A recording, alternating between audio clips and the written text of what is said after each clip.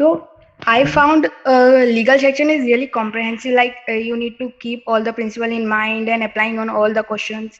And question are also like 5 and 6 line. So it take a lot of time. और if I took जैसे जल्दी जल्दी करने की कोशिश करते हैं तो उसमें नेगेटिव मार्किंग इंक्रीज हो जाती है. तो 40 मिनट के अंदर अंदर कैसे खत्म करें उसको? Kajal, you just need to start skimming a lot because that is how it works. And if you have cleared your base for legal, then you might even be able to skip a few passages and just answer the questions directly.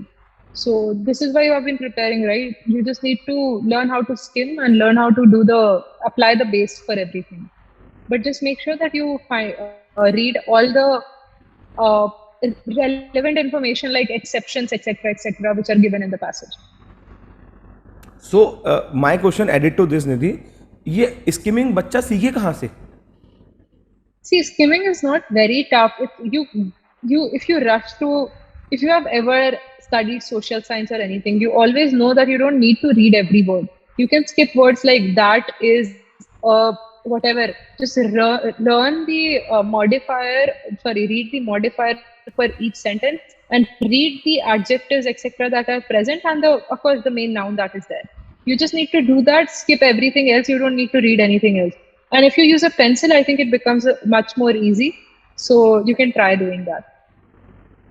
Thank you very much, thank you very much, है ना? क्योंकि और ये practice है, मुझे लगता है.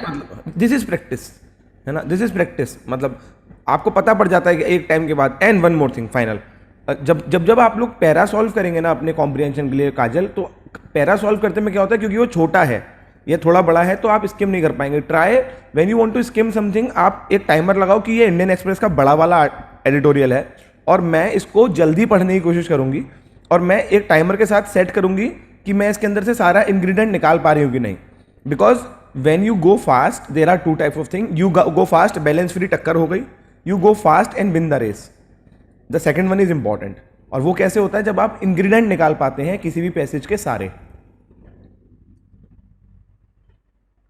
काजल समझ में आ रहा है? Yes sir, yes I got. मानो जैसे मैं अगर जल्दी से चाय बनाता हूँ कभी, तो जल्दी से चाय बनाने में अगर मैं चीनी डालना भूल गया तो फिर फायदा ही क्या हुआ चाय बनाने का? वो जल्दी में बन भी तो खराब गई ना. पॉइंट समझ में आ रहा है? Yes sir. तो मुझे इंग्रेडिएंट्स, अगर मेरी वाइफ ने मुझसे कही कि जल्दी से तुमको वो बनाना है क्या, मुझको बहुत जल्दी कुछ खाने का मन कर रहा है, मैगी, और मैं मैगी बनाते में उसके लिए क्योंकि मुझे वही बनाना आता है, तो मैं कुछ डालना भूल जाऊँ इंपॉर्टेंट चीज़, तो फिर फायदा ही क्या हुआ ना? वो जल्दी बनने से फायदा क्या? Are you getting it? Yes sir, yes sir. So this is a holistic approach. When you go fast, you first need the balance to go fast. Okay sir, thank you. Thank you so much बेटा, thank you so much for asking. And आज मैं निधि से सीख रहा हूँ कि कैसे शांति से जवाब देते हैं, क्योंकि कोई मुझसे सेम क्वेश्चन तीसरी बार पूछता है, मैं ऐसे करता हूँ, क्यों, क्या बात है, अभी बताया था, सुनाई नहीं दिया. तो वेरी गुड निधि, वेरी गुड, है ना?